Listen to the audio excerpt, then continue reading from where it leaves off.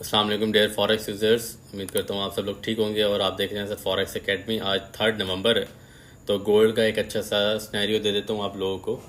तो उसके लिए ज़रूरी क्या है कि पूरी वीडियो वॉच करिएगा, ठीक है। पसंद आए तो लाइक और वो भी कमेंट भी कर दीजिएगा। सबसे पहले क्या हम स्टार्ट करते हैं इंटरडे। इंटरडे में आपने ये देखा होगा कि गोल्ड जो उठा है ना, वो उठा है इस वाले एरिया से, ठीक है। इस वाले हाई से या इस वाले लो से गोल्ड जो रहा है, मेरे ख्याल से थोड़ी नेट की इंटरप्शन है, हाँ। यहाँ से गोल्ड जो उठा है ना, वो इस वाले एरिया से उठा है 24-36 से, और कंटिन्यूसली अब साइड पे मूवमेंट देता गया, ठीक है। तो ये समझने वाली एक ज़रूरी बात है, वैसे समझने की ज़रूरत बात है, वैसे कोई ऐसी बात नहीं है ख़ास के अंदर। तो गोल्ड जो है वो इस वाले एरिया से कंटिन्यूसली अब साइड पे रहा, वो भी एक ट्रेंड लाइन लिक्विडिटी में, ठीक है। मैं आपको बता भी देता हूँ, समझा भी देता हूँ। ये हमारे पास ट्रेंड लाइन लिक्विडिटी आ गई, उसके अंदर गोल्ड जो है वो मूवमेंट देता रहा, ठीक है। अब साइड पे लोगों ने कहा वार हो रही है, ये हो रहा है, ये सारा बकवास है, मैं इन चीज़ों को नहीं मानता, ठीक है। हर किसी का अपना पर्सपेक्टिव होता है बात करने का। इंटरडे है, इंटरडे में हमें एक बात समझनी ज़रूरी है, ये होती है कि गोल्ड का जब भी एनालिसिस किया जाता है इंटरडे में, वो ये देखा जाता है कि वो पूरे शॉर्ट टर्म के लिए जो है वो पॉसिबिलिटी नहीं होती, ठीक है। एक आइडिया लगाया जाता है, वो भी एक आप ये देख लें कि अगर गोल्ड 3700 पे है, सॉरी 2700 पे है, तो एक आइडिया हो जाता है कि गोल्ड के सेट मूवमेंट होगा, तो इसके ऊपर ज़्यादा फोकस नहीं करना चाहिए। ट्रेड हमेशा लोअर टाइम फ्रेम्स पे करना चाहिए, ये सिर्फ हमेशा एक आइडिया लगाने के लिए होता है, ठीक है। और अब मैं आपको एक चीज़ दिखा देता हूँ कि मल्टीपल्स ब्रेक ऑफ स्ट्रक्चर्स, ठीक है। हेयर इट इज़ गोल्ड ने यहाँ से ब्रेक ऑफ स्ट्रक्चर आया, ठीक है। वीडियो पॉसिबल है कि लेंथी हो सकती है।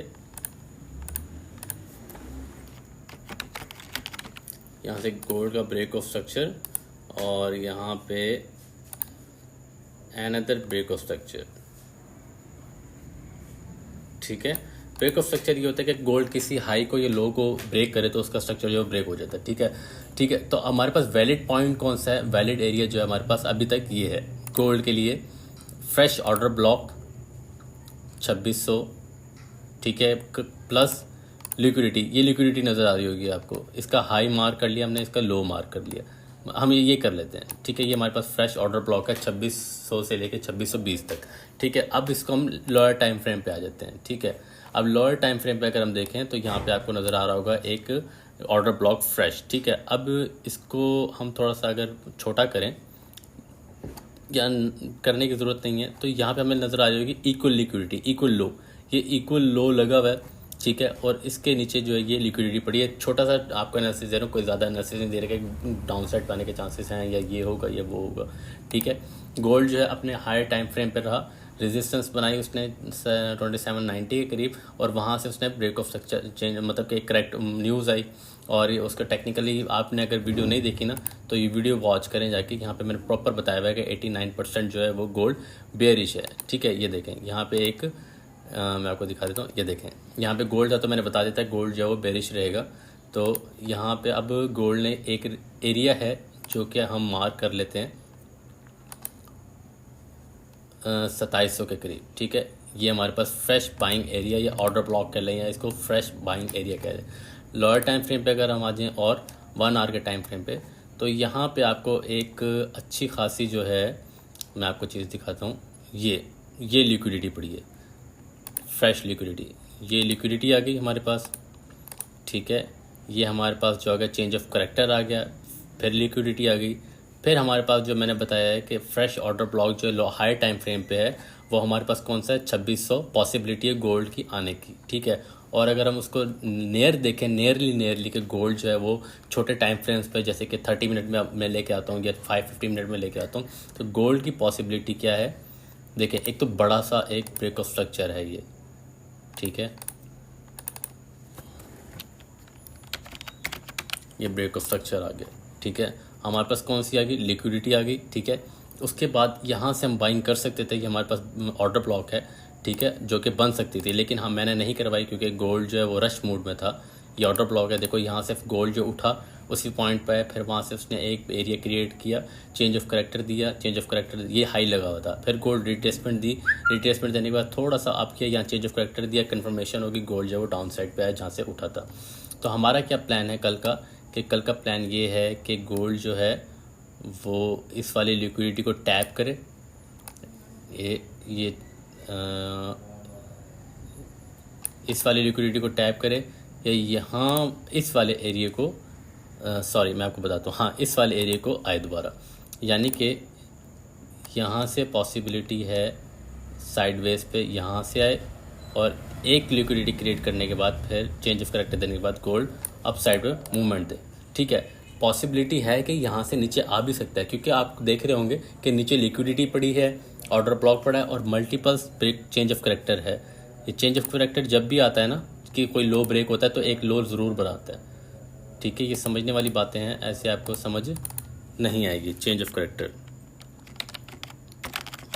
ठीक है, ये हमारे पास चेंज ऑफ करेक्टर आ गया, ये हमारे पास आ गया, ये फ्रेश, ये भी ऑर्डर ब्लॉक है। ये देखो, ये तो बाइंग एरिया है, हाई टाइम फ्रेम में 4 आवर के टाइम फ्रेम में हमने उठाया था, यहाँ से ये ऑर्डर ब्लॉक आ गया, यहाँ से टैप हुआ, रिट्रेसमेंट आ गई, फिर एक ब्रेक ऑफ स्ट्रक्चर हुआ, फिर गोल्ड उसी पॉइंट पे आया। यानी कि यह मेजर आप मेजर तो नहीं, खैर हाँ मेजर ही कह लें मिड रिस्क में, कि इसको बाइंग एरिया ये।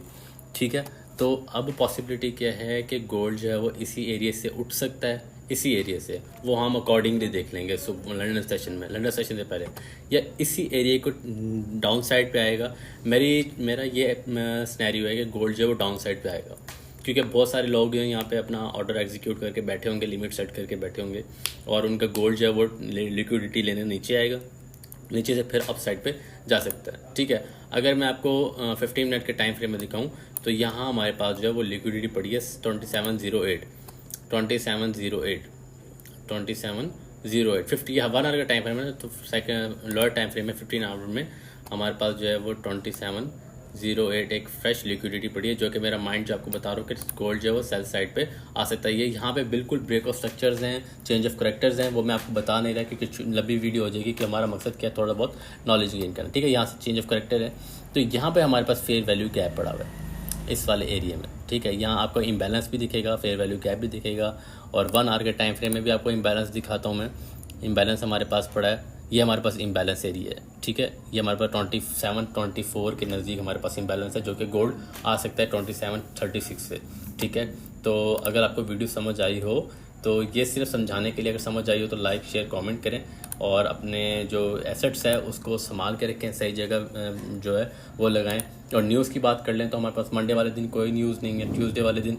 अच्छा समय एक और बात मैं बताऊँ आपको कि लोग कहते हैं कि ट्रम्प जीतेगा, ये होगा, ट्रम्प जीतेगा, वो होगा, ये होगा, तो मैं इन चीज़ों पे बिलीव नहीं रखता। होता है बिलीव, हर कोई रखता है कि यार गोल्ड उस पर डॉलर पे इम्पैक्ट जो है वो पड़ेगा। ठीक है, पड़ता है, लेकिन आपको फोकस करना चाहिए टेक्निकली, और उसके अंदर अगर आप ये सेट करते हैं ना कि अगर इम्पैक्ट पड़ेगा तो कभी नेगेटिव न्यूज़ आती है गोल्ड डाउन भी आ जाता है, हालांकि अब जाना चाहिए नेगेटिव में, और कभी पॉजिटिव आती है तो गोल्ड डाउन आने के बजाय पॉजिटिव आ जाता है, और पॉजिटिव जब आता है गोल्ड तो डाउन आने के बजाय आप चला जाता है। तो ये सारी चीज़ होती है कि मैं इन पे भरोसा नहीं करता, मैं ज़्यादा फोकस करता हूँ टेक्निकली पे। अगर आप टेक्निकली काम करेंगे तो सर्वाइव कर पाएंगे। तो मैंने क्या बताया था कि जब भी break of structure change of character होता है गोल्ड जो है वो हाई क्रिएट करता है। अब यहाँ पे क्या था, चेंज ऑफ करेक्टर हुआ नहीं, ठीक है, यहीं से गोल्ड उठा और ये वाली लिक्विडिटी स्टिल वैलिड है। तो गोल्ड का क्या सिनेरियो है कि यहाँ से अप साइड पर जा सकता है, लेकिन मैं श्योर नहीं हूँ, थोड़ा सा जाएगा 40 तक स्कैल्पिंग करते हुए गोल्ड डाउन साइड पे ही है, क्योंकि उसने हाई टाइम फ्रेम पे इंट्राडे में बहुत सा जो है वो मवाद जो है वो छोड़ा है नीचे। ठीक है, यानी कि बहुत अच्छी कैंडल बनाई है। तो क्या पॉसिबिलिटी है, गोल्ड थोड़ा सा ऊपर जाने के बाद 2600 पे आ सकता है। तो नेक्स्ट वीडियो तक के लिए इजाज़त दें, और अपने एसेट्स को संभाल कर रखें। असद फॉरेक्स एकेडमी को लाइक करना ना भूलें, ये मेरा चैनल है, इसको सब्सक्राइब करें, लाइक करें, शेयर करें। यार अगर 30 से 40 बंदे, 50 बंदे, 100 बंदा देख रहे हैं तो वो 100 बंदा कमेंट करने में क्या जाता है आपके लिए, कुछ भी नहीं जाता। तो ये सारा है, इसको लाइक कर लें। ठीक है, यहाँ पे डेली बेसिस की जो है या मंथली या वीकली मैं एनालिसिस देता रहता हूँ। तो हमारा सिनेरियो क्या है, हमारा सिनेरियो ज़्यादा है सेल की साइड पे, कि सेल पे ज़्यादा हम अपनी एग्जीक्यूशंस करेंगे। ठीक है, 30 मिनट का टाइम फ्रेम में भी आपको भी दिखा देता हूँ कि गोल्ड जो है अपने उसी एरिया पे है जहाँ से उसकी बाइंग स्टार्ट होनी है। देखो यहाँ ऑर्डर ब्लॉक है, वही ऑर्डर ब्लॉक है, यहाँ से बाइंग, कुछ लोग जो हैं बाई करके बैठे होंगे डेफिनेटली। तो यहाँ से गोल्ड जो मैंने बताया कि 40-44 यानी कि थोड़ी बहुत स्कैल्पिंग्स हो सकती है। मेन जो फोकस है ना गोल्ड का वो डाउन साइड पर ही रहेगा। ठीक है, ये लिक्विडिटी है, इंटरनल लिक्विडिटी, एक्सटर्नल लिक्विडिटी, ये देखो ये, या इसको टैप करेगा पहले नीचे आके ऊपर जाएगा, या इसको टैप करेगा ऊपर जाके नीचे आएगा। तो ये सारा सिनेरियो हमारा है कि सेल बाय का जोर जो है वो टूट चुका है या इम्बैलेंस पड़ा है, ये देखो इम्बैलेंस पड़ा है, तो ज़्यादा फोकस हमारा सेल साइड पे है। तो अकॉर्डिंगली अगर ऐसा ये स्टार्टअप वैलिड नहीं होता या अकॉर्डिंगली नहीं प्रोसीड होता तो ये इनवैलिड रहेगा, इसको फॉलो करने की ज़रूरत नहीं है आपको। ठीक है, नेक्स्ट वीडियो तक के लिए जाते हैं, दुआ में याद रखें। जज़ाकल्लाह, अस्सलाम वालेकुम।